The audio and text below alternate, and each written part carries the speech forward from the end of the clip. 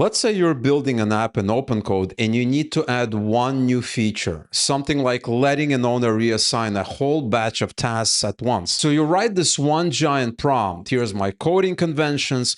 Here's how I run tests. Here's how our permissions work. Here's the browser tool you can use to check it. Oh, and by the way, go build the whole thing, and it kind of works the first time, but here's the issue. The next time you go to add a feature, you're retyping that entire wall of rules and tool access all over again. And the moment one line of it is off, the whole request gets fragile and starts falling apart. And so in today's video, I'll show you the OpenCode setup I use to fix exactly that, turning those repeat prompts into project rules, reusable skills, and connected tools, with the actual build handled by a few focused roles.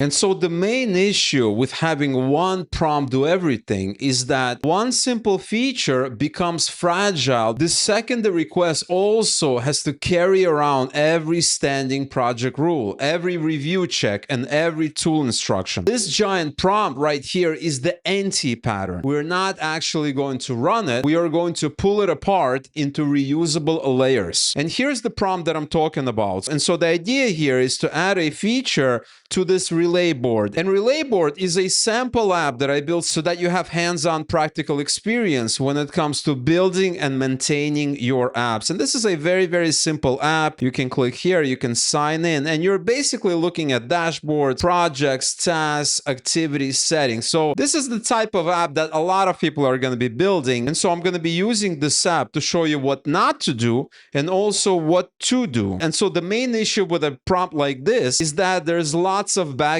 here, right? And it starts right here. So I say before editing, account for the entire project setup, right? So basically, I'm giving it lots and lots of context, right? There's tons and tons of context, and all of this is context here. And this is the actual prompt here. Add an owner only reassign multiple tasks action. That is what we want to do, but we're also including lots and lots of context so that OpenCode does not hallucinate, does not make mistakes. But like I said, this is something that you never want to do because there are much better, more durable ways of doing this. Now, to better understand what's happening here, I created some diagrams that will hopefully help you understand it visually. And so why giant prompts break, why you should never be using giant prompts that include pretty much everything. They break because you are repeating coding conventions, testing rules, tool access, actual tasks as part of the main prompt every single time. Okay, you should not be doing that. That is not the right way to communicate with an AI agent harness such as OpenCode. A much better way is to separate all of these things into different layers.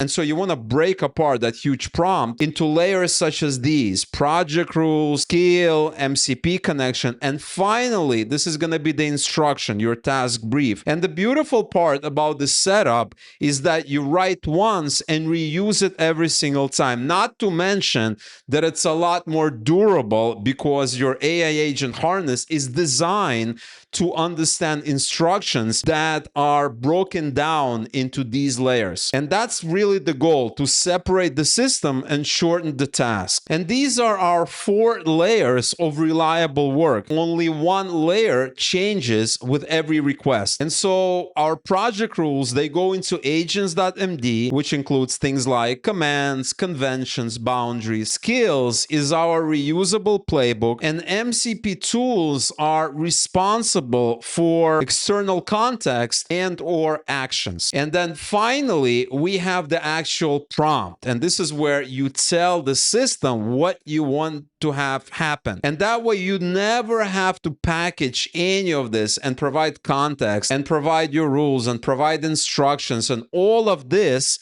as part of your, daily prompt. And so now let's go ahead and put all of that into practice by breaking this prompt into various layers so that our instructions are a lot more durable to our harness.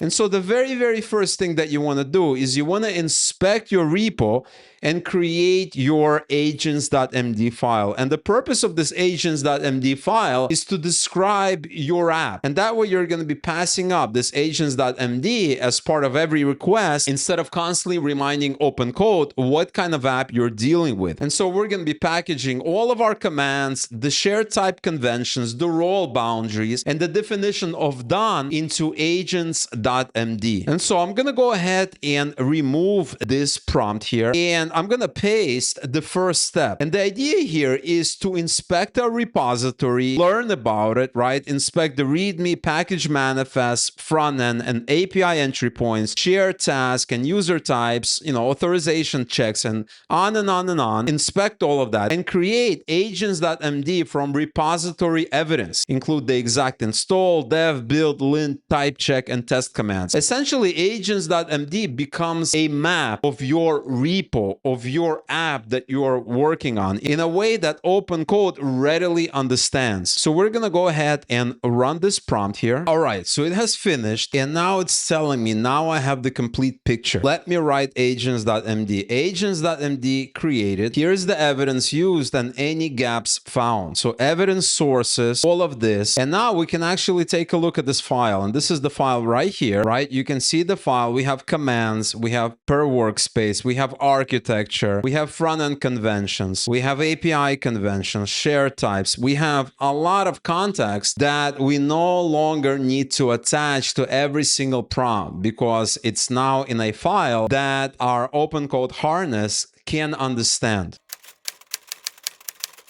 Now, permission-sensitive changes need the exact same careful review every single time. So let's go ahead and capture that whole workflow once as a global OpenCode skill. And later on, we'll point it at the real implementation. No staged, fake failure, just the actual diff. And here's the next prompt here. Create a global OpenCode skill named relay board review change at this directory at this file location. The file must begin with a valid YAML front matter containing exactly this required identity. And this is our second layer where we're going to build a repeatable skill that's going to be invoked anytime we're making crucial changes to our app. So let's go ahead and run this.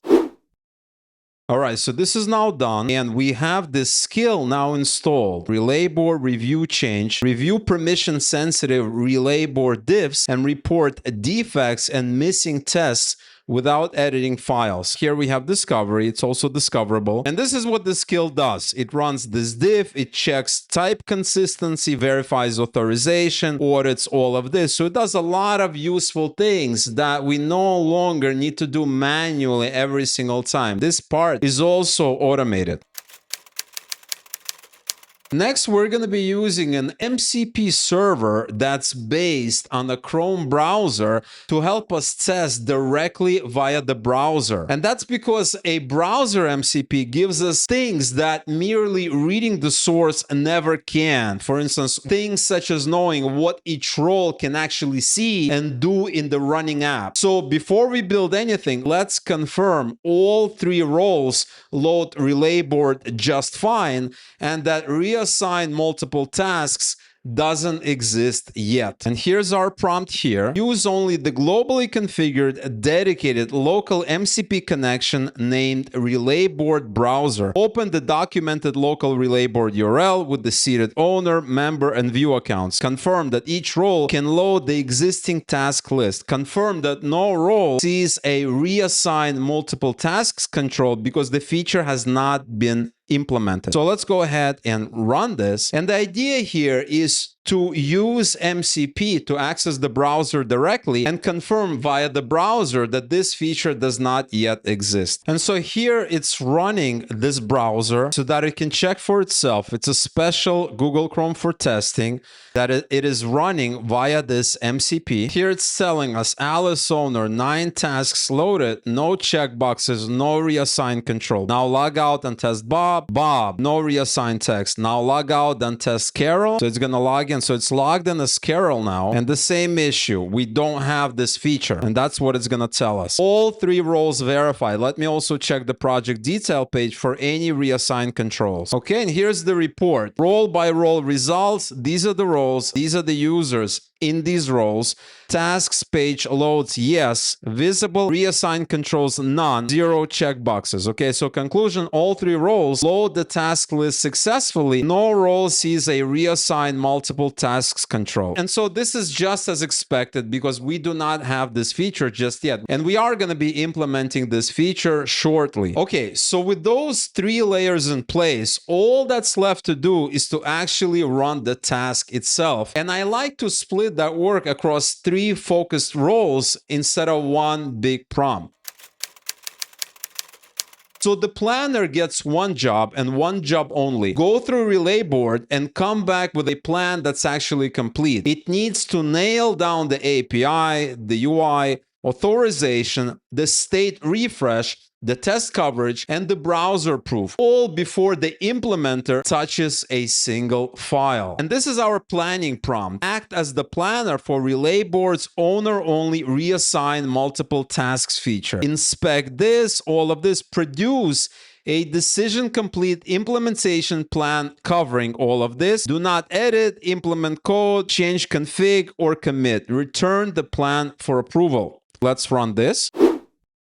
So it is done, and here's what it says. Now I have a thorough picture of every relevant file and pattern. Here's the plan, and this is a very, very detailed plan, right? We have files to change, we have user list dependency, we have server endpoint, we have client changes, we have client project detail changes, on and on and on. This is very, very thorough plan because this feature is very crucial. And it's also a UI facing feature, which means that lots of users are going to be interacting with it. And so we need to ensure that all the, the security stuff is handled, the UI stuff is handled, the API stuff is handled. In other words, this feature, it may seem fairly simple, but it touches upon all the different subsystems. And so we need to ensure that this is right. So plan is decision complete and ready for approval.